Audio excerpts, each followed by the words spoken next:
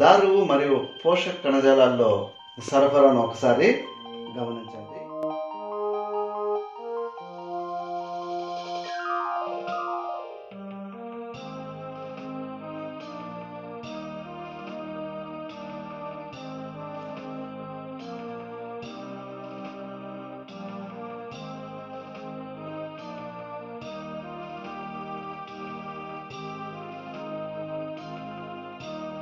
Hi, hello, నమస్తే. ఈరోజు మనము మొక్కలలో రవాణా వ్యవస్థ లేదా ప్రసరణ వ్యవస్థ ఎలా జరుగుతుంది, ఏ ఏ నాళాలు దానికి ఉపయోగపడతాయి, మరి మానవుల్లో అయితే ధమనులు సిరలు అంటే గుండె నుంచి మంచి రక్తాన్ని శరీర భాగాలకు తెచ్చే వాటిని ధమనులని, మరియు శరీర భాగాల నుంచి గుండెకు చేర్చేటువంటి నాళాలను సిరలని ముందు వీడియోలో నేర్చుకున్నాం.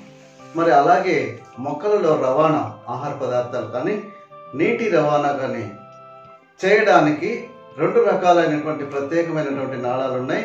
వాటినే మనము జైలం అంటే దారువు, రెండవది ఫ్లోయం. జైలం ఏమో వాటరు మరియు మినరల్స్ని మొక్క యొక్క ఇతర భాగాలన్నింటికి పంపిస్తుంది. అలాగే ఫ్లోయం అంటే పోషక కణజాలము, ఇది ఆకులు తయారు చేసినటువంటి పిండి పదార్థాన్ని మొక్క యొక్క అన్ని భాగాలకు వేర్ల వరకు దాన్ని సరఫరా చేస్తుంది. వీటిని ఫ్లోయం అంటారు. కాబట్టి ఈ జైలం ఫ్లోయం నాళాలు ఎలా పనిచేస్తాయో ఈరోజు దాని యొక్క పనితీరును ఒక వర్కింగ్ మోడల్ తయారు చేద్దామా? ఓకే. ఈ ట్రాన్స్పోర్టేషన్ అనేటువంటి వర్కింగ్ మోడల్ తయారు చేయడానికి మనకు కావలసినటువంటి మెటీరియల్ ఒక ప్యాడ్, థర్మోకోల్, 2 సెలైన్ ట్యూబులు వాడి పారేసినవి, 2 సిరంజిలు వాడి పారేసినవి, అలాగే blue colour and red colour plaster. మరి ఒక ప్యాడ్ పైన థర్మోకోల్ షీట్ను ఒక చెట్టులాగా ఆకారాన్ని గీసుకొని దాన్ని కత్తిరించుకొని ఈ ప్యాడ్ పైన అంటించుకున్నాం. దీనికి పై భాగంలో 2 హోల్స్, అలాగే క్రింది భాగంలో 2 హోల్స్ వేసుకోవాలి. ఇప్పుడు ఒక సెలైన్ ట్యూబ్ను తీసుకొని మనము మొదటిగా కింది భాగం నుంచి పై భాగమునున్న ఒక హోల్లోకి ఎక్కించుకోవాలి. ఇలా కింది భాగం నుండి వచ్చినటువంటి సెలైన్ ట్యూబ్ను ఈ విధంగా ఇక్కడ 2 రౌండ్లుగాను మరియు పై భాగంలో కూడాను 2 రౌండ్లు వచ్చేటట్లు సెలోఫిన్ టేప్తో అతికించుకోవాలి. ఈ ఎండ్ ఇలా ఉండేటట్లు చూసుకోవాలి.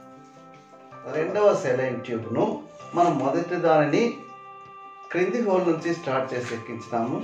మరి రెండవ సెలైన్ ట్యూబ్ను ఇలా పై నుంచి స్టార్టింగ్ తీసుకోవాలి.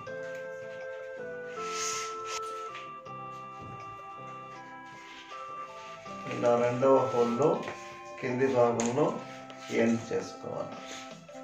ఈ విధంగా రెండవ గొట్టాన్ని కూడా ఇలా వేర్లకును అలాగే కాండ భాగానికి కవర్ అయ్యేటట్టు రౌండ్గా వేసుకొని సెలోఫిన్ టేప్ను అతికించుకోవాలి. సెలైన్ ట్యూబ్ యొక్క ఎండ్స్ను ఒకటేమో పైన ఉండాలి, రెండవదేమో కింద ఉండాలి. మరి ఇప్పుడు సిరంజిని తీసుకొని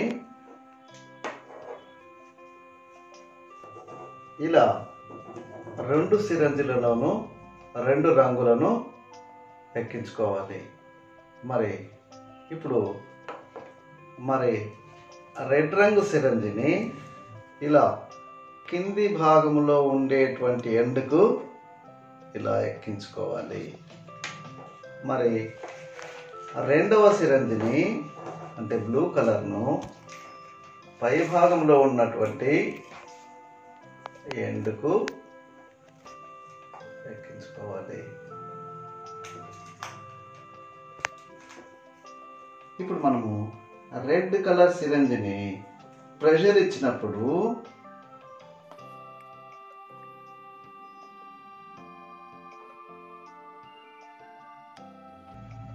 నీటిని మరియు సాయిల్లో ఉన్నటువంటి ఖనిజాలను, లవణాలను నీరు కలుపుకొని ఒక ట్యూబ్ ద్వారా పైకి వెళ్ళి కాండం ద్వారా పత్రాలకు, అన్ని శాఖలకు అందజేయబడతాయి.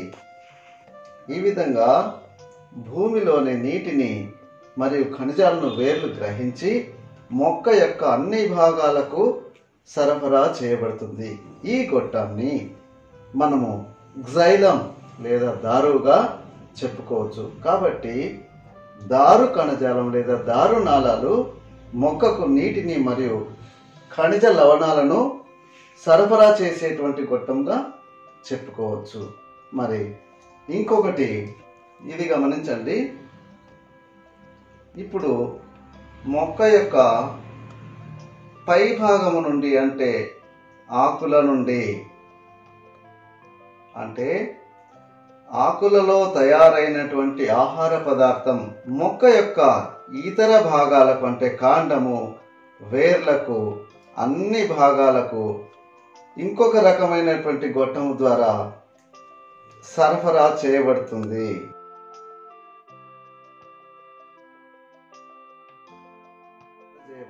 మరి ఈ గొట్టాన్ని ఫ్లోయం అని అంటారు. ఈ విధంగా మనము దారువు పోషక కణజాలను చక్కగా అవగాహన చేసుకోవచ్చు. ఈ దారువు పోషక కణజాలము రెండు గొట్టాలు కలిసి ఒక గొట్టంగా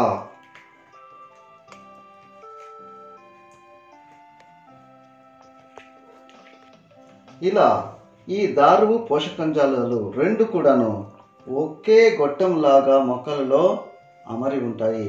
మరి ఈ రెండు గొట్టాలను కలిపి నాళికా పుంజము అని అంటారు. సో నాళికా పుంజములో దారువు మరియు పోషక కణజాలాలు ఆ రెండు కూడా ఉంటాయి. ఇప్పుడు దారువు మరియు పోషక కణజాలాల్లో రెండు ఒకేసారి సరఫరాను ఒకసారి గమనించండి.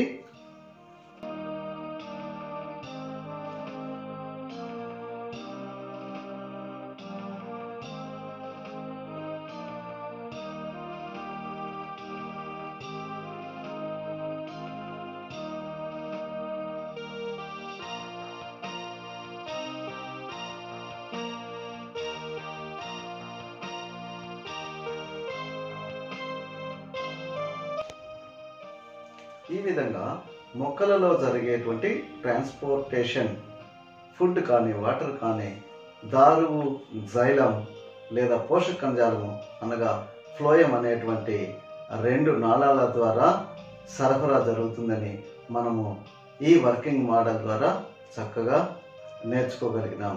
కావున మీకు ఈ వర్కింగ్ మోడల్ నచ్చినట్లయితే లైక్ చేయండి, షేర్ చేయండి, సబ్స్క్రైబ్ చేయండి, బెల్ ఐకాన్ పైన క్లిక్ చేయండి. Thank you very much.